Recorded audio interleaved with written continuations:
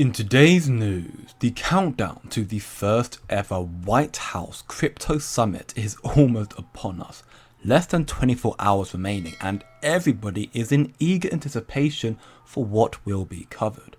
The Commerce Secretary announced that Trump will reveal a Bitcoin reserve strategy, but this isn't news to us really, so maybe tomorrow's summit is a nothing burger, information we have already heard and therefore adding little to no benefit to us. But in my opinion, I believe that there will be some very crucial nuggets of information announced tomorrow, likely around XRP, as not only has Trump added XRP to a crypto strategic reserve, not only is Ripple CEO Brad Garlinghouse amongst the list of candidates who will be attending the summit tomorrow, but also the biggest Bitcoin Maxi, Michael Saylor, has ever so slightly shifted his die-hard Bitcoin stance into a more general crypto focus one based on the sources that we have in this video today. It looks to me like he has flipped his opinion, flipped the switch on XRP. And we plan to make the most of this opportunity. Of course, if you are interested in learning more, staying ahead of the game in this crypto space through exclusive content such as trades, as we can see on screen our most recent trade here, institutional research documents, and so much more for a free 7-day free trial period right here, look at the link down below. Check out the Coin Factory, the CF Executive. Now we have two huge interviews to cover today with Michael Saylor, one on CNBC and the other on Fox Business. As we can hear firstly in this interview on Fox Business, Michael Saylor states that as long as we have regulatory frameworks, then he thinks we should allow tokens, that we should allow XRP to be issued. Very big news, listen closely. Bitcoin is a commodity. I think that XRP is attached to a company, Ripple. I think that those are tokens, and we should have a regulatory framework to allow them to be issued because... Issued, but in the reserve? Should they be in the reserve? I think the emerging consensus in the industry is that Bitcoin should be the element in a strategic reserve over the long term for the country.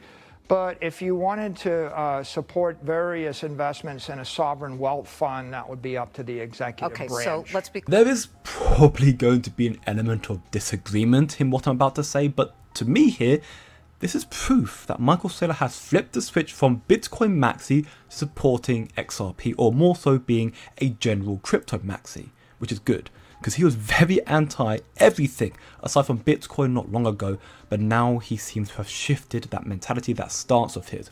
But you have to understand though, that he is technically deemed as the public face of Bitcoin. You know, he's literally attending tomorrow's crypto summit effectively as a Bitcoin representative. He's bullish for Bitcoin. So of course, he can't outright just state that he supports any other assets, no, directly, because that would affect the price of Bitcoin, understanding of it. Ultimately, he's choosing to shift the questions that are asked to him from what he believes to what is good for America in the eyes of this new administration. Either way, I believe that this is a form of acknowledgement of XRP, and my belief is further supported in much more detail in the second interview here on CNBC. As we can hear here, he confirms that the United States Strategic Crypto Reserve is bullish as opposed to just a Bitcoin one, and then he even goes on to explain why, touching effectively on why XRP is understandably a part of this reserve. Listen extremely closely. Were you surprised that in the announcement over the weekend, the president mentioned other smaller coins like XRP, Solana, and Cardano, as well as Bitcoin for the Strategic Crypto Fund? I'm not surprised. I mean, I think there's no way to interpret this other than this is bullish for Bitcoin and is bullish for the entire U.S. crypto industry. You know, there are conservatives that view the right path forward as just a Bitcoin-only policy because Bitcoin is a commodity, an asset without an issuer, a neutral asset, and there's no controversy. But the president's adopted a more liberal economic policy, and that's his right. He's president of the United States. Yeah, no, I'm sure you would have preferred it, though, if it was a Bitcoin-only fund.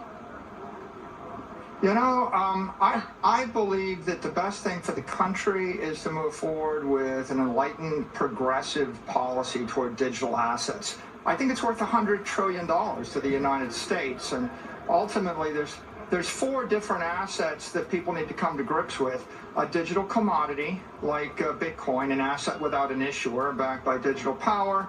a digital currency like a stable coin backed by a fiat currency equivalent, a digital security, an asset with an issuer backed by a stock or a bond so we can tokenize Wall Street, and then a digital token, which is an asset with an issuer that's backed by digital utility. I think everybody's trying to come to grips with that taxonomy, and as the market gets more educated, we're going to see more progressive, constructive policy engagement. Michael Saylor said that everyone needs to come to grips with 4 different assets: a commodity like Bitcoin, a stablecoin, like the RUSD for example, I guess, a security for tokenization, and a token that is backed by a digital utility. Now call me crazy, but it's almost like he is saying that we need a token because it has actual use case. It's acknowledging that XRP has more bigger use case than Bitcoin, and therefore you could argue is better than Bitcoin.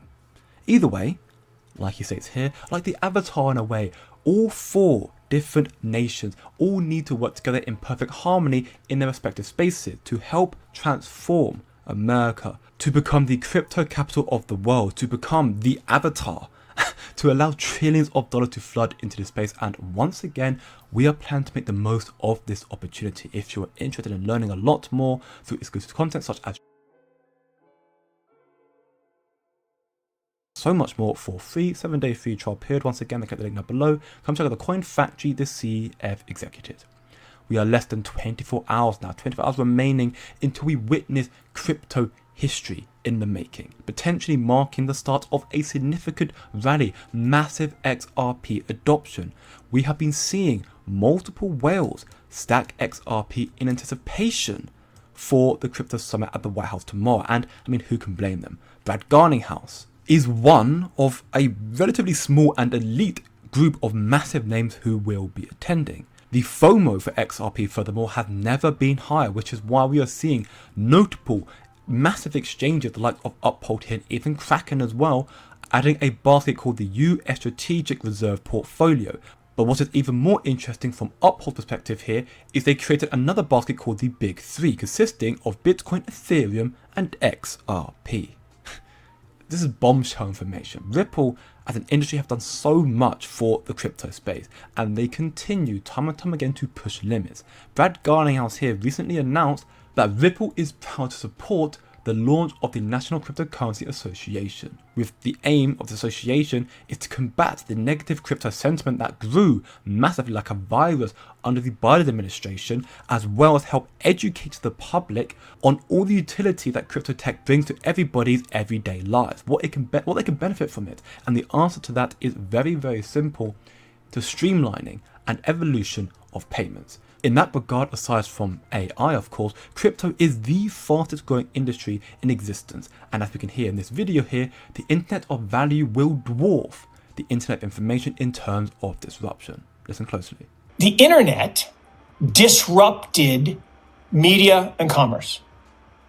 All the value that was in ABC, NBC, CBS went to Netflix. All the value of mom and pop stores went to Amazon.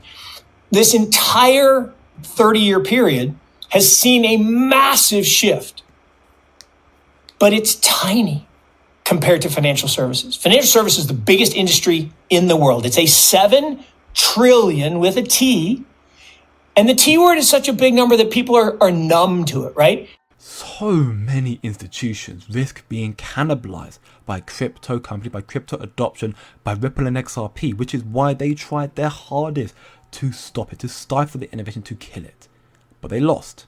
And now it is our time to see north of $7 trillion flood quickly into the space, even more so with the tokenization of everything jumping on chain very soon on the horizon. It couldn't be more clear right now which timeline we are a part of, what the future holds for us.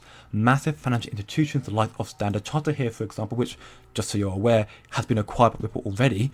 Standard Chartered here stated that we believe digital assets are fundamentally transforming the ecosystem of the financial markets, and we are dedicated to meeting our clients' needs in seizing the current huge opportunities. Like we're equally doing here in my CF community, trying to help everybody out. This is a once in a lifetime opportunity, so do your own research, come chill chat and learn more. CF community links down below, and remember, don't look short term, think long term, and I'll see you in the next one.